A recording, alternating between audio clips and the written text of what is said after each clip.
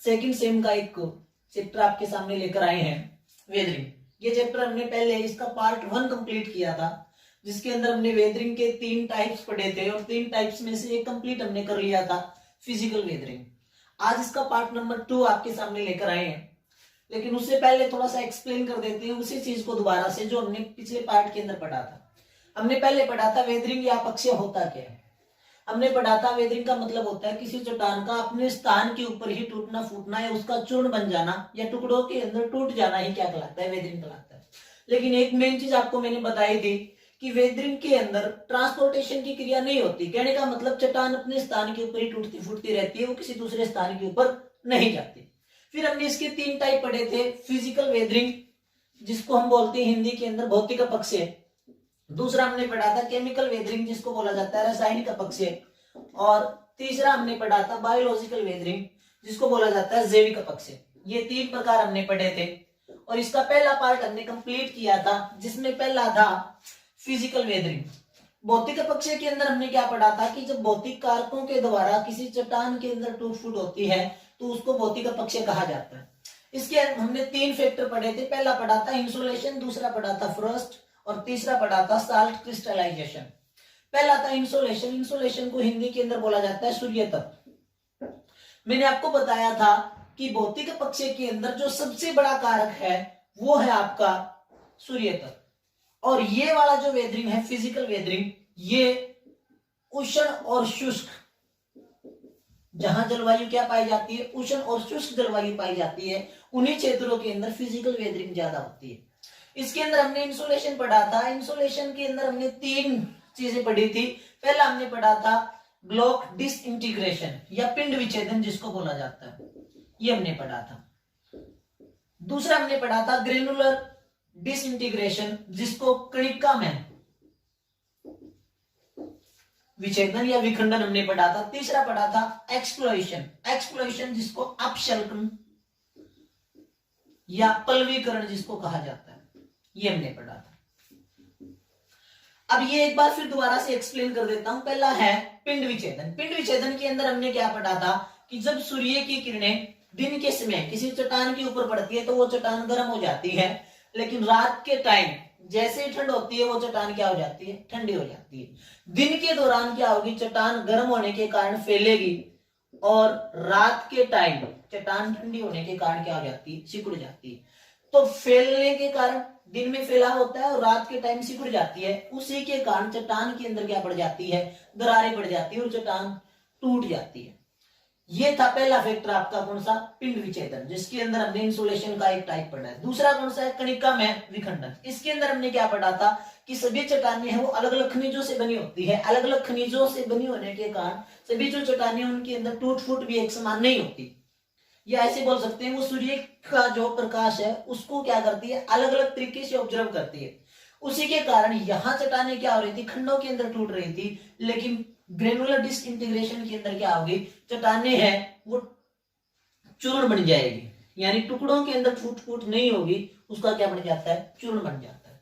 तीसरा हमने पढ़ा है एक्सप्लोरेशन। एक्सप्लोरेशन के अंदर क्या होता है कि जब कोई कुचालक चट्टान जो सूर्य का जो प्रकाश है उसको ज्यादा अपने अंदर ऑब्जर्व नहीं करेगी, उसका ऊपरी भाग गर्म हो जाता है लेकिन आंतरिक भाग ज्यादा गर्म नहीं हो पाता। जो ऊपरी भाग ज्यादा गर्म हो जाता है उसी ऊपरी भाग की एक पपड़ी या ऊपर वाला जो पार्ट है वो एक हिस्सा अलग हो जाता है, जैसे प्याज की जो परत होती है छिलके की वैसे अलग हो जाता है। इसी प्रक्रिया को क्या कहा जाता है, पलवीकरण कहा जाता है।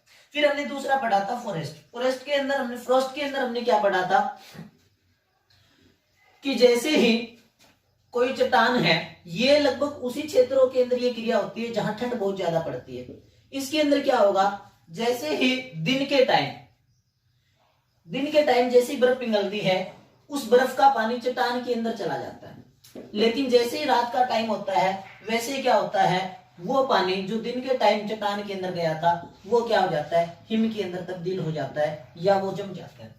जैसे ही उस पानी की हिम बनेगी उसका आयतन बढ़ जाता है और आयतन बढ़ जाने के कारण चट्टान के अंदर तनाव पैदा हो जाता है, जिससे चट्टान क्या हो जाती है, टूट फूट जाती है। लास्ट था साल्ट क्रिस्टलाइजेशन। साल्ट क्रिस्टलाइजेशन के अंदर हमने ये पढ़ा था कि जो समुद्री क्षेत्र होता है, समुद्र का जो तटीय क्षेत्र होता है उस क्षेत्र की चट्टानों के अंदर क्या होता है, समुद्र का पानी प्रवेश कर जाता है। लेकिन जैसे ही दिन के अंदर गर्मी पड़ती है, वो पानी है वाष्पीकरण की प्रक्रिया से उड़ जाता है और जो नमक था वो चट्टानों के अंदर रह जाता है और उसी नमक के क्या बन जाते हैं, रवे बन जाते हैं और रवों के कारण चट्टान क्या हो जाती है, टूट फूट जाती है। ये थे 4 प्रकार फिजिकल वेदरिंग के। उसके बाद हम दूसरा पढ़ने जा रहे हैं केमिकल वेदरिंग। दूसरा है आपका रासायनिक अपक्षय। रासायनिक अपक्षय के अंदर क्या होता है कि जब रासायनिक कारकों के द्वारा चट्टानों के अंदर टूट फूट होती है तो उसको रासायनिक अपक्षय या केमिकल वेदरिंग कहा जाता है। इसके अंदर 4 प्रोसेस मैंने लिखी है। पहला है ऑक्सीडेशन, जिसको ऑक्सीकरण कहा जाता है। उसके बाद है कार्बोनेशन, कार्बोनेटीकरण। तीसरा है हाइड्रेशन, जिसको जल योजन कहा जाता है। और चौथा है सॉल्यूशन, जिसको विलयन कहा जाता है।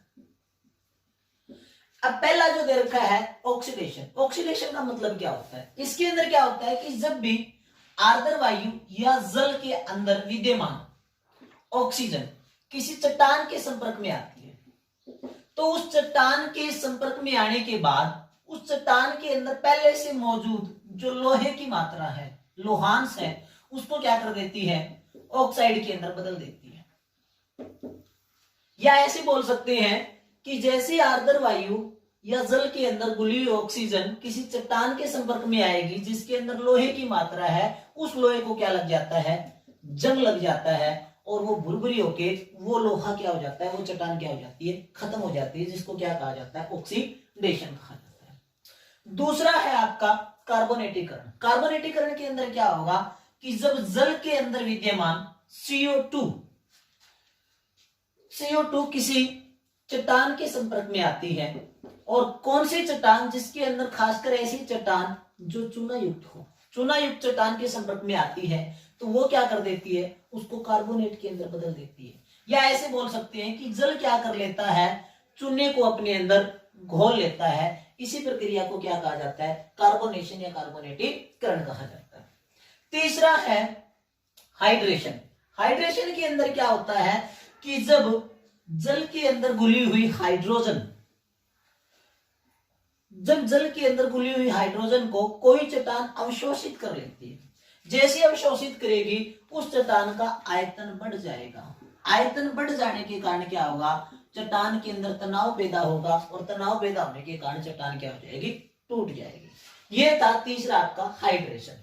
चौथा दे रखा है सॉल्यूशन। सॉल्यूशन या जिसको विलयन कहा जाता है। विलयन के अंदर क्या होगा, जैसे ही वर्षा का जल जो धरातल के ऊपर से बहता है वो क्या कर लेता है, चट्टान है उन चट्टानों को अपने अंदर घोल लेता है। जैसे नमक है, सेंधा नमक जिसको हम बोलते हैं, सेंधा नमक को क्या करेगा, वर्षा का जल अपने अंदर घोल लेता है और उसको क्या कर लेता है, उसका अपक्षय कर लेता है। तो ये थी केमिकल वेदरिंग। केमिकल वेदरिंग के अंदर हमने 4 चीजें पढ़ी है। पहला था ऑक्सीकरण, दूसरा कार्बोनेटीकरण, तीसरा जलयोजन और चौथा विलयन।